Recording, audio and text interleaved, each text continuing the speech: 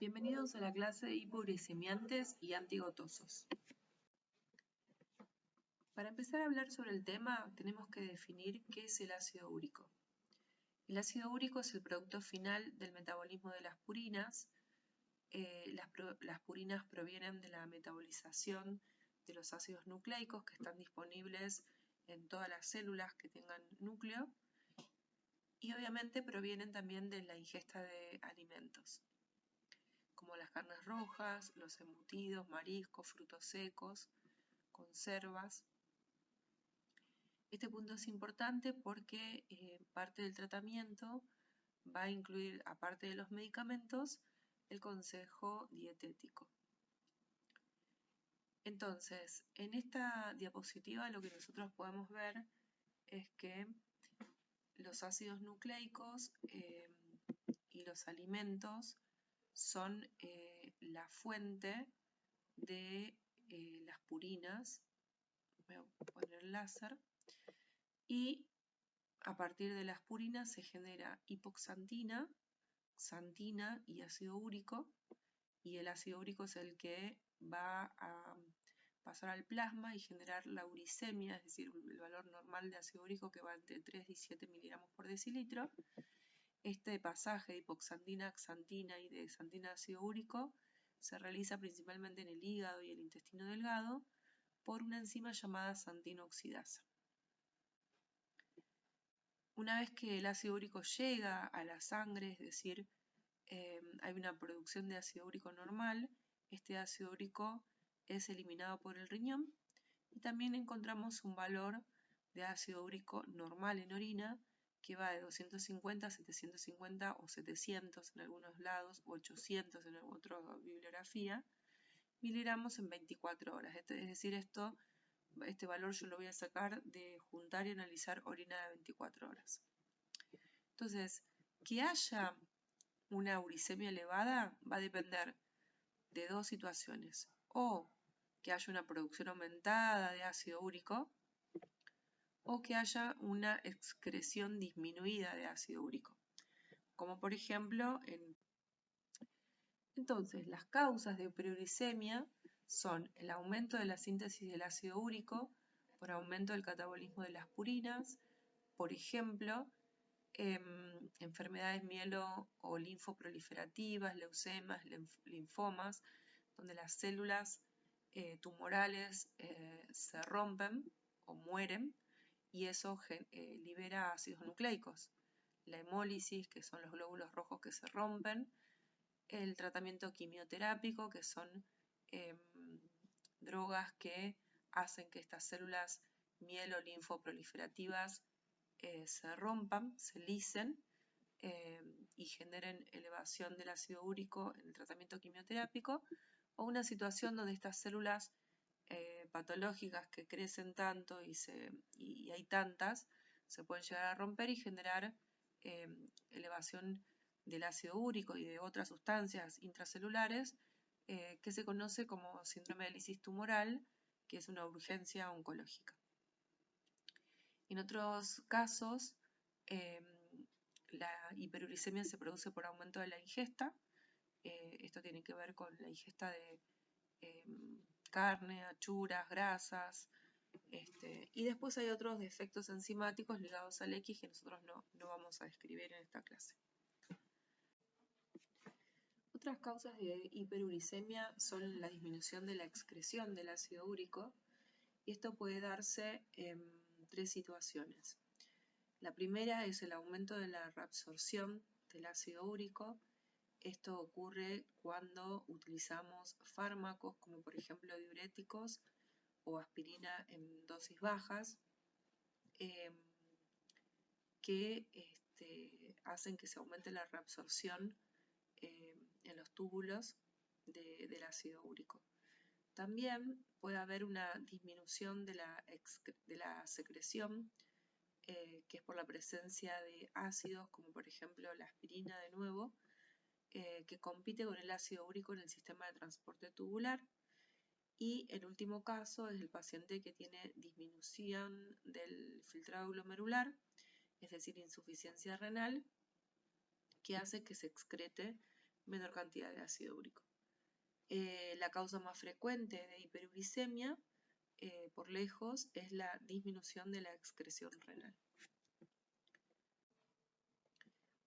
Va a haber 3 escenarios clínicos en donde nosotros podemos tener elevación del ácido úrico con o sin gota. La hiperuricemia es una condición para que ocurra la gota, pero no ocurre siempre que hay hiperuricemia, ¿sí? Bueno, en el tratamiento de la hiperuricemia y la gota nosotros podemos encontrar 3 escenarios. Fíjense acá lo que traté de representar es, en primer lugar, la hiperuricemia asintomática, es decir, esto es solamente la elevación del ácido úrico. Después tenemos la fase de ataque agudo de gota, ¿sí? Donde acá en estas columnas rojas es una persona que tiene, por ejemplo, un ataque agudo, un periodo donde está asintomático, otro ataque agudo, un periodo asintomático y otro ataque agudo. En el caso de la gota crónica, tenemos siempre los tofos, ¿sí? Es decir, las articulaciones deformadas, la hiperuricemia, y en el medio vamos a tener, en este caso, 3 ataques agudos de gota, es decir, gota crónica con reagudizaciones. Entonces, en el caso de la hiperuricemia asintomática, yo lo que puedo tener como opción es no tratar, por ejemplo, en los pacientes con insuficiencia renal, o tratarlo con alopurinol en aquellos pacientes donde yo sé que va a haber un ascenso agudo de ácido úrico, por ejemplo, en el tratamiento citorreductor, es decir, el tratamiento que se utiliza para disminuir, por ejemplo, los linfomas o tratar una leucemia. En ese caso, digamos, voy a utilizar alopurinol. En la fase del ataque agudo, fíjense que yo no tengo el alopurinol como droga, sino que voy a utilizar AINES, colchicina, que es una droga nueva que vamos a aprender, y corticoides. Tanto los AINES como los corticoides son antiinflamatorios. Y esto es importante porque algo que ocurre en el ataque agudo de gota es que hay inflamación. Luego tenemos la gota tofacia crónica, estos son los tofos, son pacientes que tienen deformadas las articulaciones, y en este caso fíjense que yo voy a utilizar alopurinol, que es una droga que me disminuye la producción de ácido úrico, y los úricos que me van a permitir eliminar a nivel renal el ácido úrico. Acá, en la gota tofacia crónica, como dijimos previamente, ¿yo qué tengo? Tengo ataques agudos en el medio. Entonces voy a agregar como parte del tratamiento de estos ataques agudos. ¿Cómo definimos gota? La gota es una artritis. Ustedes saben que hay diferentes formas de artritis, pero en el caso de la gota, la artritis, esta inflamación de la articulación, está inducida por depósitos de cristales. Entonces, existe hiperuricemia y depósito de cristales de urato monosódico en la membrana sinovial de las articulaciones. Los tofos son los depósitos de urato que se localizan en las articulaciones. Lo más característico es en el dedo gordo del pie y en los pabellones auriculares. En el ataque agudo de gota, lo que vamos a tener es de manera aguda, por elevación del ácido úrico en sangre, depósitos de cristales de urato monosódico, ácido úrico, en la articulación, y lo que vamos a encontrar son articulaciones hinchadas, inflamadas, con la piel roja, caliente, y por lo general están muy sensibles, duele mucho.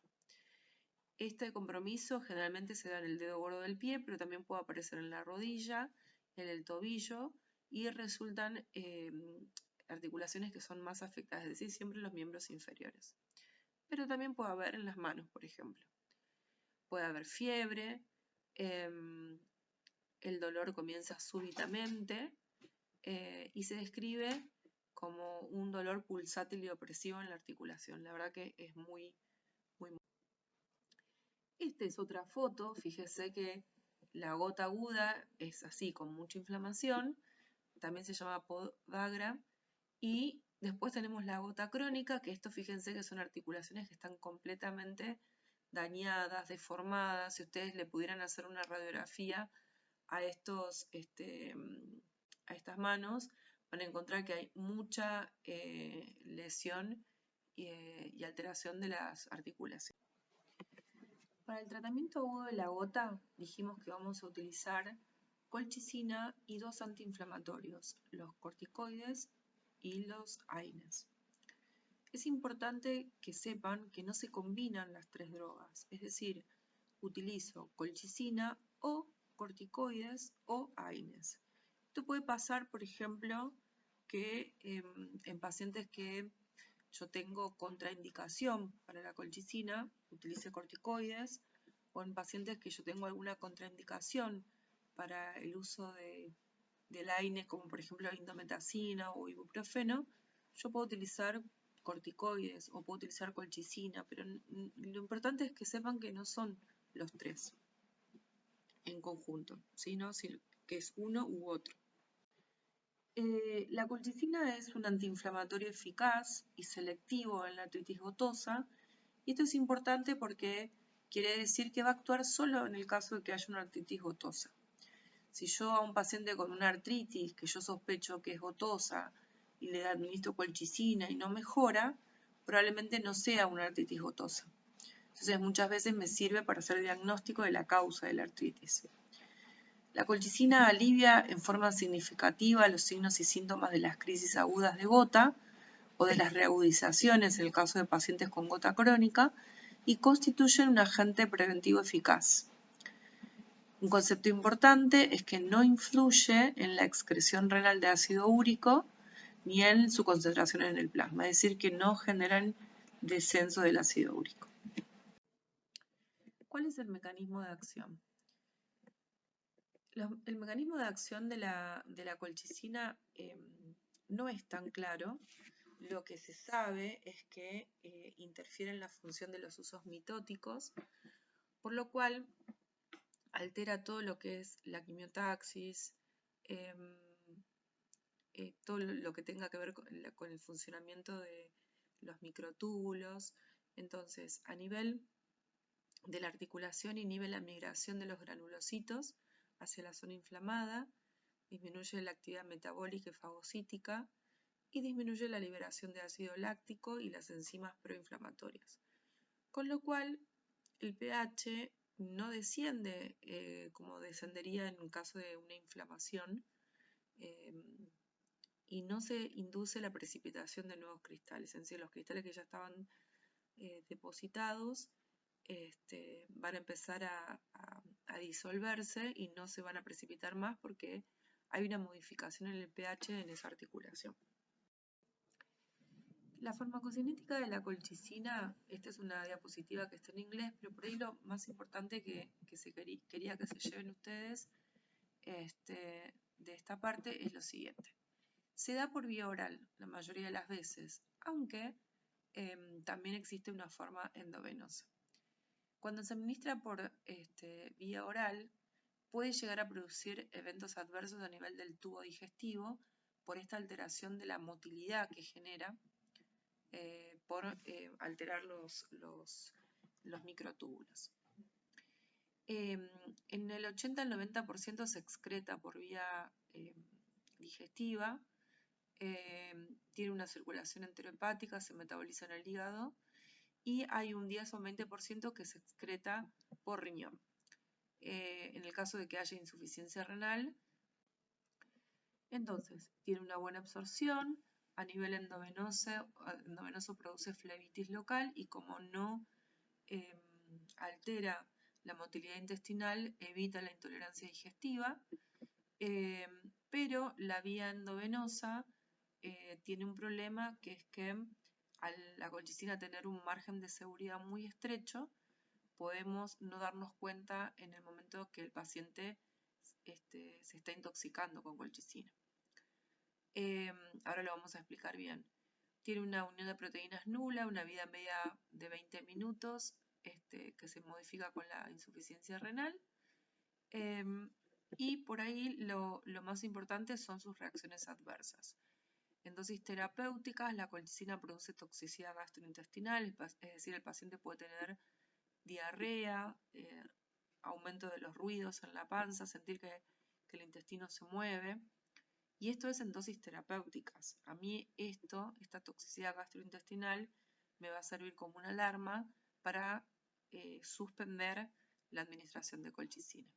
Y en dosis altas, al alterar todos los usos mitóticos y la tubulina, y que son funciones celulares muy específicas, llevan en dosis altas en los pacientes que se intoxican a la muerte. Son generadores de fallo de órganos múltiple, produciendo a nivel del sistema nervioso convulsiones, depresión de la médula ósea, a nivel muscular parálisis, o sea, son cuadros graves. ¿Cuáles son las dosis y las indicaciones de la colchicina? Primero, en cuanto a sus indicaciones, tratamiento agudo de la gota, indicado como profilaxis de los ataques agudos de gota en pacientes que tienen gota crónica y que comienzan el tratamiento con allopurinol o Fewsoxtat, que es otra medicación que se utiliza para disminuir la producción de ácido úrico. Y también se usa como prediagnóstica, como lo dijimos previamente. Si responde a la artritis a la colchicina, es una artritis gotosa. ¿Cómo vamos a dar la medicación? Se empieza con 1 a 2 miligramos por día, en el primer día, y se agrega hasta 0,5 miligramos cada hora, hasta que ceda el ataque, desaparezca la sintomatología, ¿sí? Entonces, si cede el dolor, no tiene que tomar más, hasta que aparezcan eventos adversos como náuseas, vómitos o diarrea. Por más que el dolor no pase, pero yo tengo náuseas, vómitos o diarrea, no lo tengo que tomar más. Eso es un signo muy importante que el médico debe alertar al paciente. O hasta llegar a una dosis de 6 miligramos día.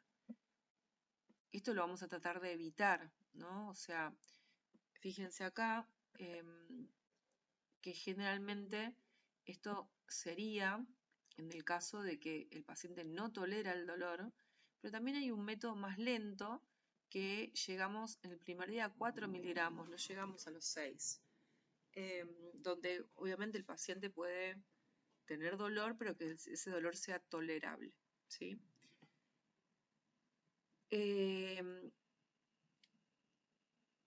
Es importante que esto ustedes sepan bien las indicaciones por lo cual el paciente va a suspender la toma de la medicación.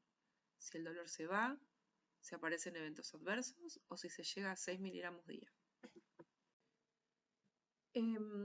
Otro escenario era el tratamiento de la hiperuricemia. Bueno, los hipouricemiantes que se utilizan son aquellos que inhiben la síntesis del ácido úrico, como el allopurinol y el Fewsoxtat, y aquellos que aceleran la excreción renal, que son los uricosúricos. ¿Cuándo administramos cada droga?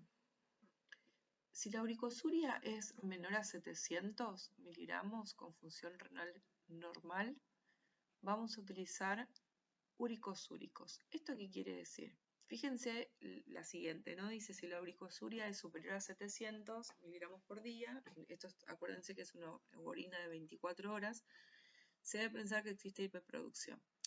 Y esto tiene una lógica. Es decir, si no supera los 700 miligramos, yo puedo pensar que la producción no está tan aumentada y lo que voy a hacer es acelerar la eliminación renal. Y si la uricosuria es mayor a 700, digo, bueno, che, hay una hiperproducción que por más que acelere la eliminación renal, lo que tendría que hacer es disminuir esa hiperproducción. Entonces, en ese caso voy a utilizar allopurinol o feusostat, cualquiera de las dos. La realidad es que la mayoría de los lugares no miden el ácido úrico en orina de 24 horas. Se puede hacer, o sea, las guías lo recomiendan, pero en la práctica diaria lo que se utiliza directamente es el allopurinol. ¿Cuál es el mecanismo de acción del allopurinol? Fíjense acá, habíamos dicho que desde los ácidos nucleicos y los alimentos se generaban las purinas y a partir de ahí el ácido úrico que llegaba a la sangre. En este caso nosotros lo que tenemos es una proteína, una enzima que es la santina oxidasa, que actúa en la conversión de la hiposantina en santina y en la producción de ácido úrico directamente desde el úrico. El allopurinol es un análogo de la hiposantina, es decir, tiene una conformación parecida a la hiposantina, con lo cual la santina oxidasa deja de utilizar la hiposantina. Esto va a generar que la hiposantina se empiece a acumular. Y por el otro lado, el allopurinol lo que hace es transformarse en oxipurinol, que a su vez también inhibe la santina oxidasa. Entonces, ¿cuáles son datos importantes de esta droga? Primero que se da por vía oral, luego que se metaboliza oxipurinol y que este metabolito tiene una vida media de 1 hora y media y se excreta por riñón. Y por el otro lado es que dentro de la farmacodinamia, digamos, lo que ocurre es que tiene una inhibición competitiva de la santina oxidasa en bajas concentraciones y en altas concentraciones una inhibición no competitiva. Esto es cómo se comporta el allopurinol, pero fíjense que siempre hay una inhibición de la santina oxidasa, eso por ahí es lo más importante. Y por el otro lado es sustrato y se oxida el oxipurinol, que es un inhibidor no competitivo que tiene una vida media mayor. Entonces, en el mecanismo de acción, el allopurinol lo que hace es inhibir la santina oxidasa, metabolizarse al oxipurinol, por lo cual también inhibe la santina oxidasa. Y el tercer mecanismo es la inhibición de la síntesis de nuevo de las purinas, que esto tiene que ver con, al ser un análogo, el aumento de la hiposantina hace que se inhiba la síntesis de nuevo de las purinas. Entonces, por todo eso genera que haya una disminución del ácido. Entonces, en la clínica, digamos, lo que genera es, favorece la disolución de tofos, previene los ataques agudos de gota y previene la nefropatía úrica, que esto es el daño renal por ácido úrico, por ejemplo, en los pacientes con tratamiento. ¿Qué reacciones adversas tiene? Al comienzo del tratamiento, en los pacientes que tienen gota crónica, aumenta los ataques de gota aguda, esas reagudizaciones que tienen estos pacientes, y se lo previene con colchicina.